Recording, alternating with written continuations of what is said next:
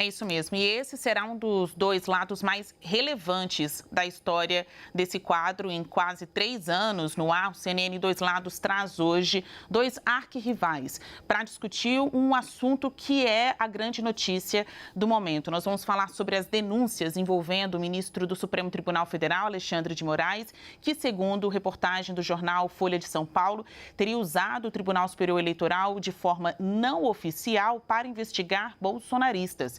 Dá para comparar a atuação de Moraes à Operação Lava Jato?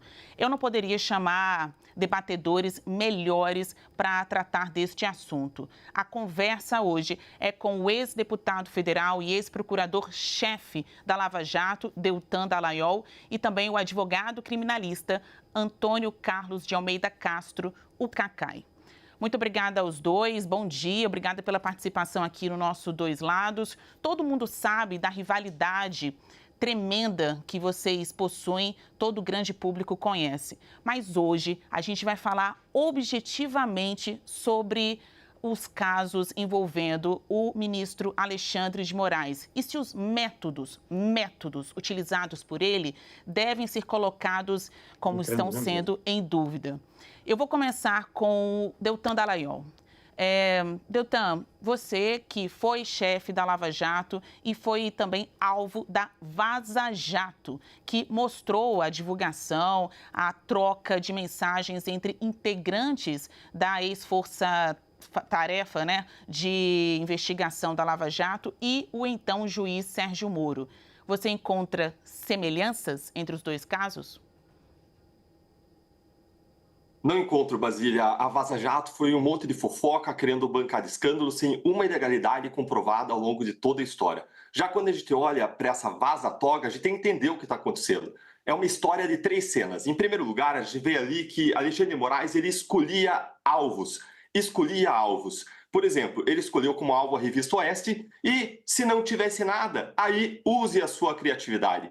Eduardo Bolsonaro, na visão deles, era, segundo as mensagens, um bandido. Isso sem ele ter acusação, sem ter condenação. E aí eu quero deixar a pergunta: respeita a presunção de inocência, Cacai? Mas escolheram como alvo uma desembargadora que não tinha cometido nenhum crime. Eles escolhiam como alvos bolsonaristas e iam atrás das redes deles para viabilizar multas. A segunda cena dessa história é: para conseguir derrubar esses alvos com multas, bloqueios de redes sociais, bloqueios de contas, processos no CNJ, desmonetização e cancelamento de passaportes, Alexandre de Moraes encomendava relatórios ao órgão de combate à desinformação do TSE e dizia que era para colocar algumas coisas e para tirar outras coisas. A terceira cena é: os pedidos faziam com que Moraes fosse suspeito. Afinal de contas, ele não pode fazer esse tipo de pedido. Mas ele queria decidir esses pedidos, porque ele queria atingir os alvos. E ele podia fazer isso sob sigilo, sem ninguém para recorrer no STF. Só que ele não podia agir como juiz no STF quando ele pediu a investigação. Isso é proibido pelo Código de Processo Penal,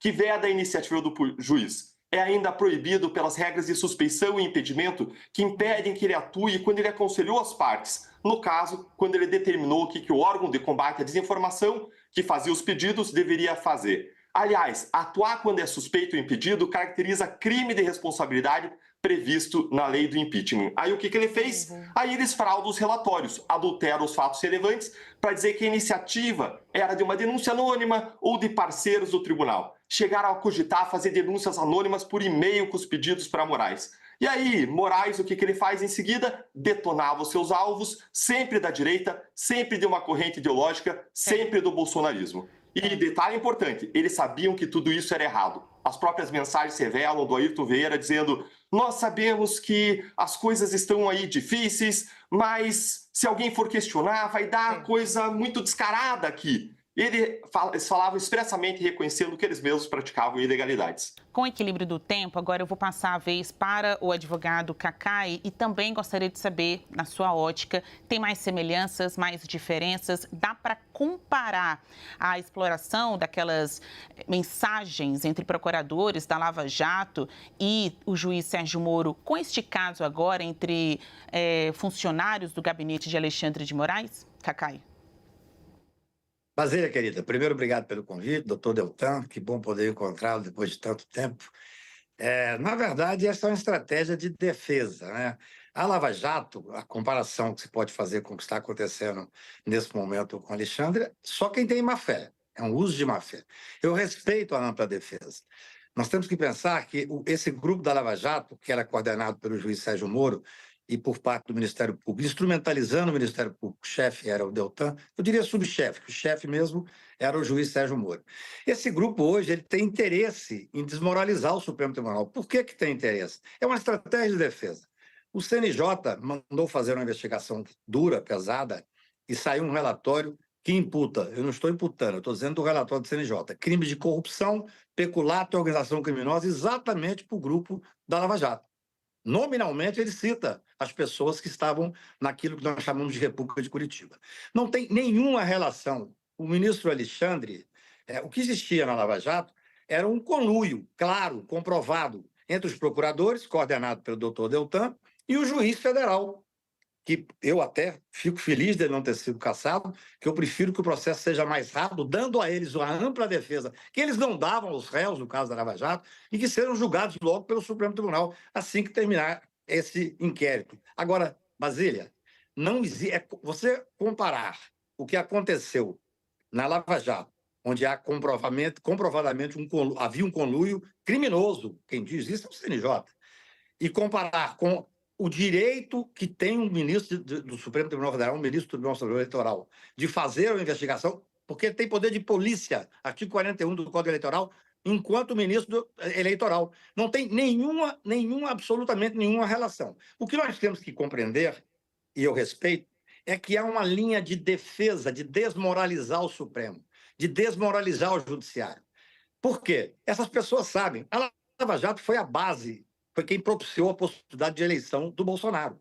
Nós não podemos esquecer isso. O ministro Moro ganhou, inclusive, como presidente, o Ministério da Justiça. Prendeu o principal opositor, ganhou o Ministério da Justiça. Então, a necessidade... Depois houve uma briga entre eles e tal, e eu não vou entrar na discussão de briga de quadrilha. Mas, depois que houve essa cisão, há uma necessidade de desmoralizar, porque os processos, Basília, estão vindo. Há 300 pessoas condenadas do 8 de janeiro a 12, 15 anos.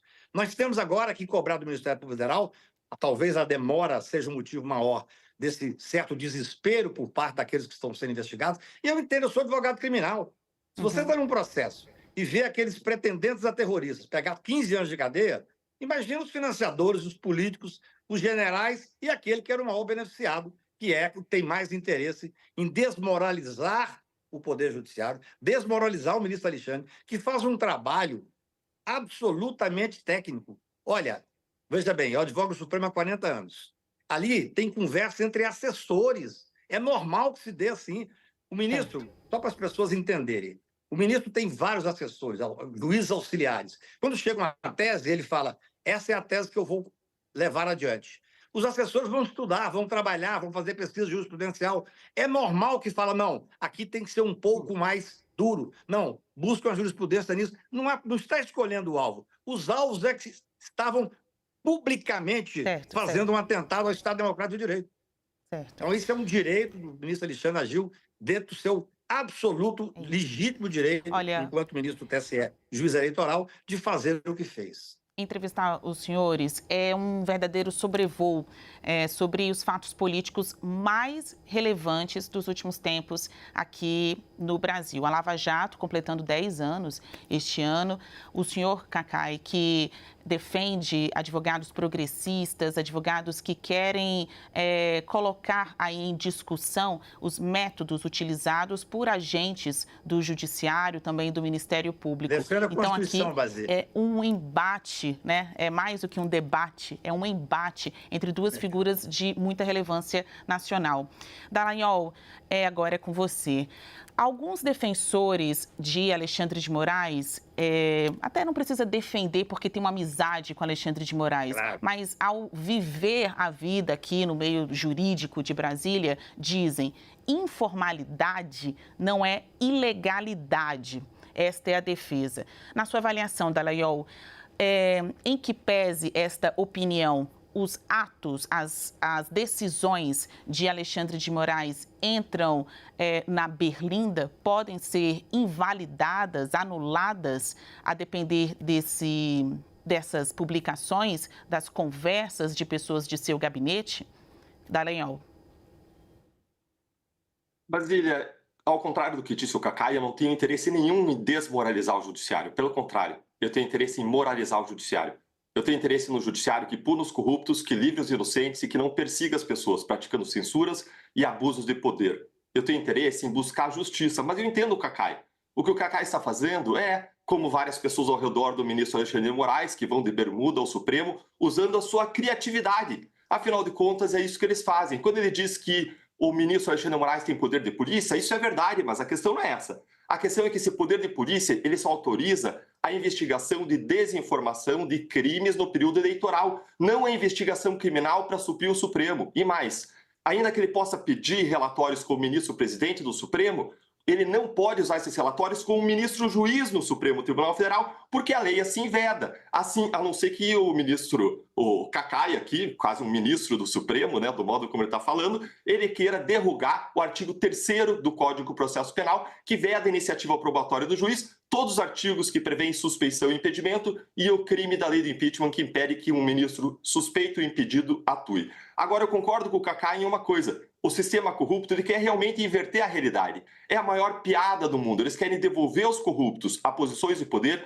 e colocar os agentes da lei como se eles fossem os corruptos. Essa é a maior piada e a maior inversão de valores da história. E quando a gente compara Vaza Jato com agora Vaza Toga, não tem nada a ver uma coisa com a outra. Na Vaza Jato, a gente estava falando de um material criminoso. Como a Polícia Federal disse, os hackers tinham intenção de adulterar e não havia como confirmar a autenticidade. Agora não, agora é um material legítimo, que veio de um whistleblower, alguém que está soprando o apito diante das ilegalidades, que viu tendo acesso legítimo ao material, e o material é reconhecido. Segunda diferença, na Vaza Jato, os procuradores, os assessores da operação nunca apontaram nada de errado. Essas supostas mensagens não revelaram nenhum crime, nada. Já quando a gente olha para essa Vaza Toga, a gente vê indícios sérios de crime, respeitada a presunção de inocência, e a gente vê uma pessoa de dentro apontando coisa errada.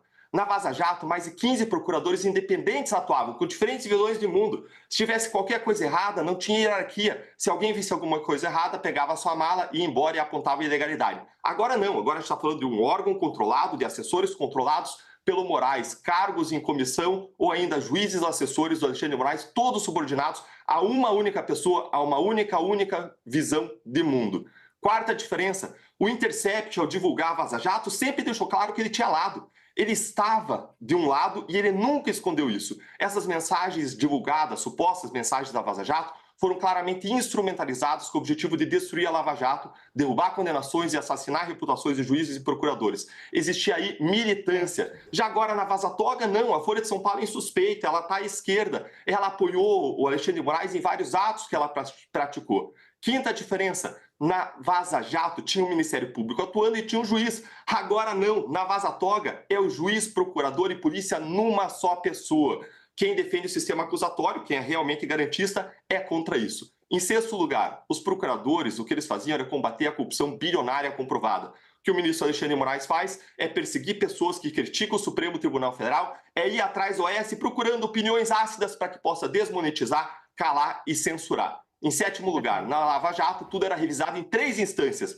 Tinha por base os fatos e a lei, ainda que possa existir diferentes interpretações. Agora não. Agora a palavra é suprema, de uma só pessoa, não tem revisão e a lei foi rasgada, a Constituição foi rasgada e foi deixada lá atrás uma série de casos, a gente pode explorar aqui. Prisões além de 35 dias, buscas probatórias que eram fishing expeditions, pescarias probatórias, censuras de perfis inteiros e não de posts específicos. E para fechar, em oitavo lugar, a Vaza Jato, ela revelou fofocas. Nenhum ato, nenhum produzido em documentos confirmou aquelas alegações. Pelo contrário, quando a STJ investigou, para averiguar se os procuradores tinham investigado ilegalmente ministros do STJ, comprovou o contrário, que isso não tinha acontecido. Já agora, na Vaza Toga, você vê documentos que provam as fraudes documentais apontadas, levantando sérios indícios de crimes que precisam ser investigados. Obrigada, Dallagnol. Agora eu vou passar para o Cacá e quem está acompanhando a gente percebe que os dois lados têm oportunidade de falar, não são toda hora interrompidos, é realmente um debate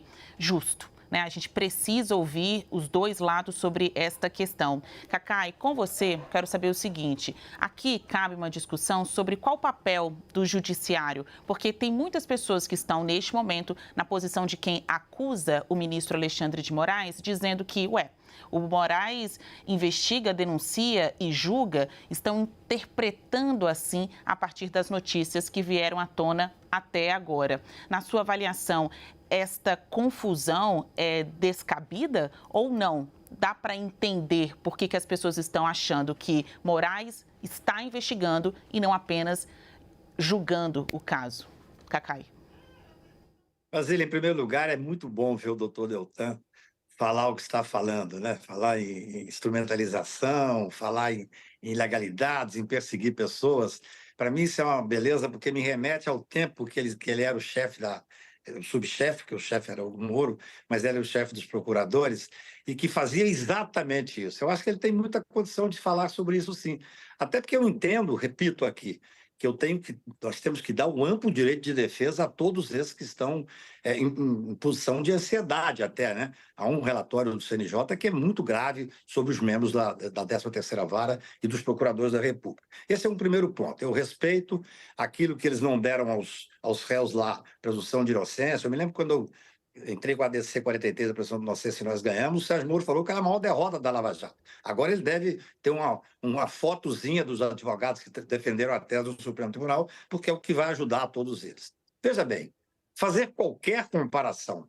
Primeiro, eu não sou amigo do ministro Alexandre, não privo do relacionamento dele. Eu respeito, tenho críticas, muitas vezes, como advogado, a algumas questões que são levadas, como o acesso, questão de sustentação oral, mas isso não vem ao caso aqui. O que interessa é que as pessoas têm que entender como é que se dá a relação entre os assessores do gabinete do ministro. O gabinete do ministro tem vários assessores. O ministro já disse, ele diz qual vai ser a decisão dele e os seus assessores conversam entre eles. Isso é normal. O que não é normal era, na época da Lava Jato, um juiz ter um conluio com os procuradores. O juiz falar assim, tal procuradora é ruim em audiência. Uma delegada de polícia forjar um documento, forjar um depoimento e eles protegerem essa delegada de polícia. Olha, comparar, sinceramente, parece assim, é comparar ser humano com o ser germano. Não tem nenhuma relação, nenhuma. O CNJ já disse várias vezes, tecnicamente, das irregularidades da Lava Jato, eu dou a eles o direito pleno, não tenho o direito de dar, eu sou advogado, sou um garantista e defendo a Constituição. Só isso. Eles têm que ter o pleno direito de defesa. Agora, no caso do ministro Alexandre de Moraes, não há nenhuma irregularidade. Ele não escolhia alvos algum. O que acontecia? As questões eram públicas, as pessoas estavam... Nós temos que lembrar que esses fatos se deram numa época em que se atentava contra a estabilidade democrática, se atentava contra a democracia no Brasil. Tudo isso está acontecendo agora, essa tentativa de desmoralizar o Supremo, talvez um dos maiores ingredientes seja a demora do Ministério Público em apresentar as denúncias. Porque naquela época, o que era necessário fazer? O ministro Messias, da AGU, fala muito bem isso. Nós temos que lembrar em que época que se deram essas conversas. Normais, regulares. Todos os ministros, desembargadores de Tribunal de Justiça, Tribunal Regional, todos eles que têm uma equipe, determinam, querem que seja feito esta linha. E os assessores têm que conversar até chegar a um ponto final, que no final é levado ao ministro, e o ministro é que vai decidir. O ministro é que vai dar a última versão. Uhum. Não havia absolutamente nenhuma escolha de alvos, Basília. É normal. As pessoas iam a público para monetizar, para ganhar dinheiro, e tentavam desmoralizar o judiciário, atacavam o judiciário, atacavam a democracia de uma forma absolutamente clara. Era público. E, evidentemente, com o poder de polícia, o ministro Alexandre teria que dizer, olha, soube disso, investigue isso, investigue... Os relatórios são absolutamente sobre questões públicas e que tem que ser feito e tem que ser usado. Eu não consigo nem entender. A matéria é tão frágil, quando ela saiu, não foi ouvido nenhum advogado, nem de um lado nem do outro. Essa matéria ela veio realmente com uma estratégia para desmoralizar o Supremo Tribunal. Não é de hoje. A tentativa de desmoralizar Alexandre de Moraes e o Supremo Tribunal e a época do Tribunal Superior Eleitoral é uma tentativa que vem de longa data, como estratégia de defesa. Eu não estou nem... Veja bem, eu acho que a defesa ela tem que ser ampla, mas ela tem que ser ética, ela tem que minimamente respeitar aquilo que é a base, no meu ponto de vista, a base do Estado Democrático de Direito. E, neste caso, a tentativa de desmoralizar o Supremo e atacar o Poder Judiciário sem nenhum fato concreto que gere qualquer preocupação. Tanto é importante dizer, para terminar, Basília, que o Ministério Público, representado pelo Procurador-Geral da República, no plenário de quarta-feira, doutor Paulo Gonet disse, olha, todos esses atos do ministro Alexandre passaram para minha supervisão, tanto do Supremo Tribunal Federal, tanto do Superior Eleitoral. E estão absolutamente corretos. Isso. É diferente. Lá a Procuradoria, aqui nesse caso do Alexandre, a Procuradoria está do lado da Constituição. Na Lava Jato, a Procuradoria estava em conluio com o juiz. Tanto é que o CNJ faz um relatório fortíssimo, determinando para apurar responsabilidade criminal. Então, eu acho que o ministro Alexandre fez de uma forma correta, dentro da lei e sempre supervisionado pelo Ministério Público, nas palavras do próprio Procurador-Geral da República.